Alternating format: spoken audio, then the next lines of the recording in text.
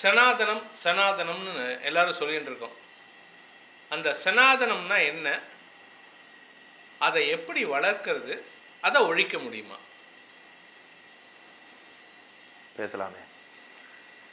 சனாதன தர்மம், சனாதனம் அப்படிங்கிற ஒரு வார்த்தைக்கு அர்த்தம் தெரிஞ்சுக்கணும். ஃபஸ்ட்டு சனாதனம்னா ஆதி அந்தம் இல்லாத அப்படின்னு சொல்லி அர்த்தம். இப்போ இருக்கக்கூடியவா அதை என்னவா மாற்றின்ட்டா அப்படின்னாக்கா, ஆதியில் கடைபிடித்த தர்மம் அப்படின்னு சொல்லி மாற்றின்னுட்டா.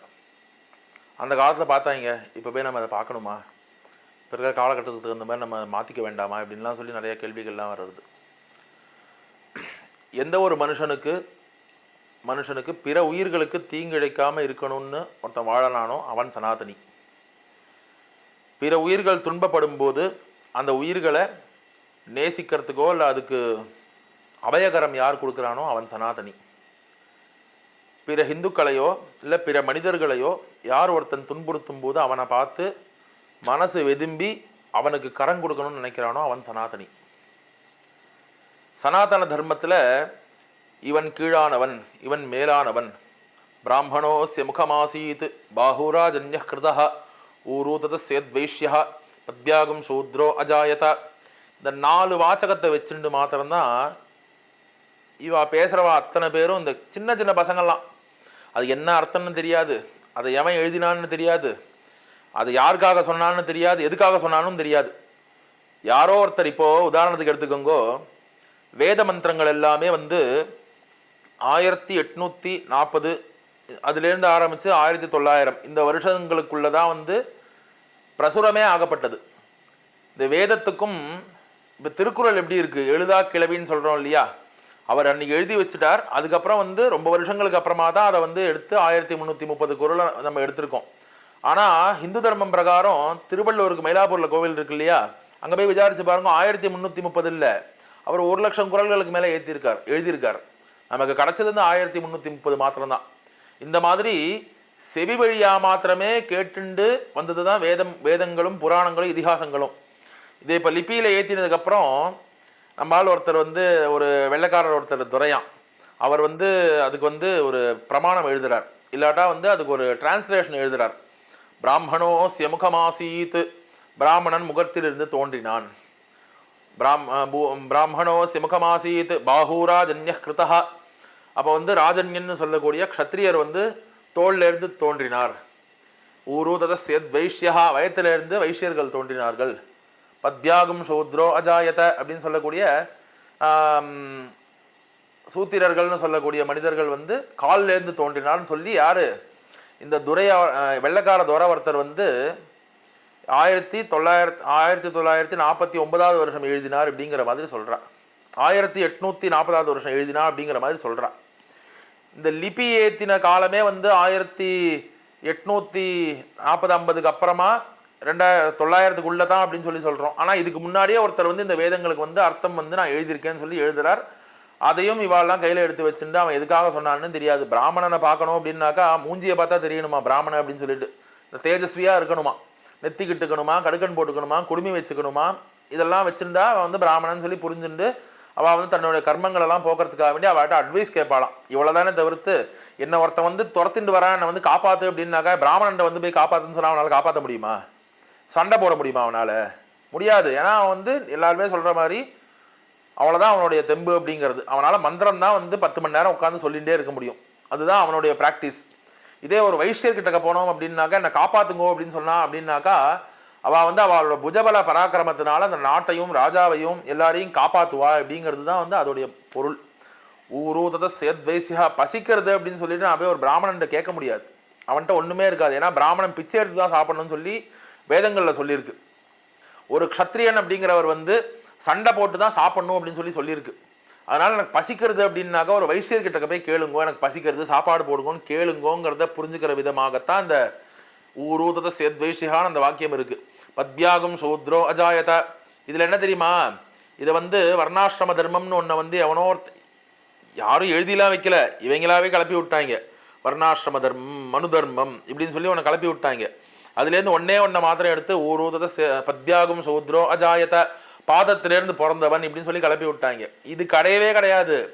பாதம் வந்து நல்ல ஸ்ட்ராங்காக இருக்கணும். பாதம் யார் யாருக்கெல்லாம் ஸ்ட்ராங்காக இருக்கோ அவள் தான் வந்து வயலில் வந்து வேலை செய்ய முடியும். எனக்கு ஒரு கால் நொண்டி, என்னால் போய் வயலில் போய் உழுது சாப்பாடு போட முடியுமா? முடியாது. அப்போ இது மாதிரி இந்த மாதிரியெல்லாம் இருக்கணும் லட்சணம் இப்படின்னுட்டு தான் வந்து சொன்னாலே தவிர்த்து உடனே இவன் எடுத்துட்டான். இவன் வந்து தலையிலேருந்து பிறந்தான், இவன் வந்து தோல்லேருந்து பிறந்தான், இவன் காலிலேருந்து பிறந்தான், இவன் வால்லேருந்து பிறந்தான், இதோ ஒன்று புதுசாக ஆரம்பித்து விட்டுவிட்டு மக்களுக்குள்ளே பிரிவினையை கிளப்பி விட்டாங்க. இது கிடையாது ஆக்சுவலி சனாதன தர்மம் அப்படிங்கிறது.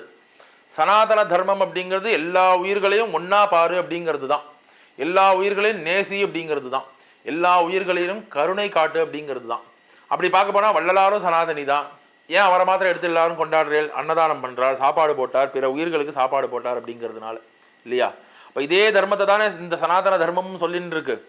முதல்ல சனாதன தர்மம் அப்படிங்கிறது இது என்னவோ ஒரு புஸ்தகம், இதை பிரகாரம் வாழ்ந்தாதான் வந்து இந்துக்கள் இப்படின்லாம் கிடையவே கிடையாது. சனாதனம் அப்படிங்கிறது ஆரம்பமும் கிடையாது, முடிவும் கிடையாது. எனக்கு ஒருத்தனுக்கு சாப்பாடு போடணும்னு தோன்றது, நான் வந்து என்கிட்ட இருக்க சொத்து பத்தெல்லாம் விற்று ஒருத்தனுக்கு சாப்பாடு போட்டேன்னா நான் சனாதனி தான். இது நிறையா விஷயங்கள் நம்ம இதை எடுத்துக்காட்டாக சொல்லலாம். நம்மளுடைய முன்னோர்கள் எல்லாருமே வந்து அடுத்த உயிர்களுக்கு எந்த விதமான தீங்கும் இழைக்காமல் வாழ்ந்தவா. அதனால வந்து அவளை வந்து எல்லாருமே போற்றி புகழ்ந்து கொண்டாடினான். நம்ம இப்போ வந்து எல்லா உயிர்களையும் நம்ம உயிருக்கு சமமாக நம்ம மதிக்கிறது இல்லை. அதனால நம்ம வந்து சனாதனம் வேண்டான்னு சொல்லி நினைக்கிறோம். பூனலாக இருக்கும்போதும் குடுமையாக இருக்கும்போதுமே வந்து எதிர்த்து நின்ன சனாதன தர்மம் இன்றைக்கி வந்து ஓரளவுக்கு பாதுகாப்பாக தான் சுவாமி அனுகிரகத்தில் இருக்கும். இன்றைக்கி எப்படி அழிஞ்சிரும்னு நினைக்கலாம்?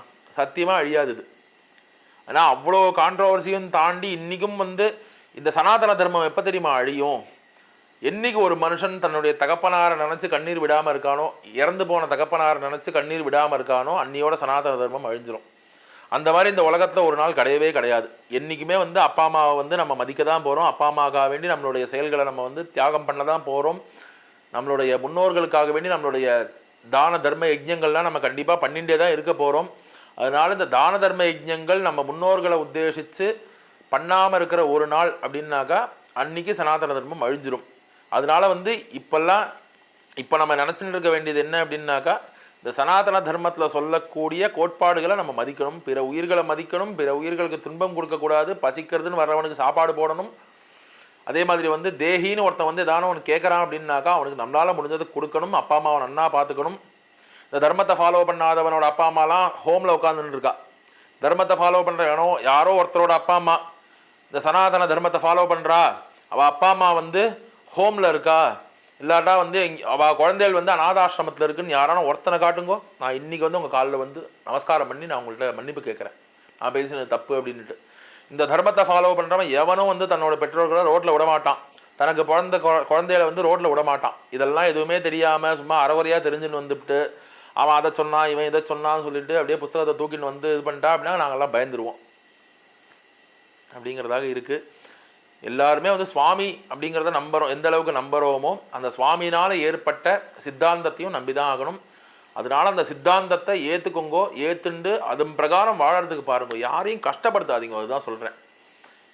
இந்த உலகத்தில் தோன்றின எல்லா உயிர்களுக்கும் சம உரிமை இருக்குது இந்த பூமியை வந்து ஆளறதுக்கும் வாழறதுக்கும். அத்தனை உயிர்களையும் நேசிக்கணும்னு சொல்லக்கூடிய ஒரு தர்மத்தை இவ்வளோ மட்டமாக பிராபகண்டா பண்ணி இந்த சனாதன தர்மத்தை பின்பற்றவன் பூரா என்னென்னவோ சொல்ல முடியாத அருவருக்கத்தக்க வார்த்தைகள்லாம் சொல்லி உபயோகப்படுத்தி மனசை கஷ்டப்படுத்தி நீங்கள்லாம் செத்து போனால் சொர்க்கத்துக்கு போவேன்னு நினைக்கிறீங்களா? நரகம் கூட கிடைக்காது, பிசாசா அலைய வேண்டியது தான். வாழ்க வளமுடன்.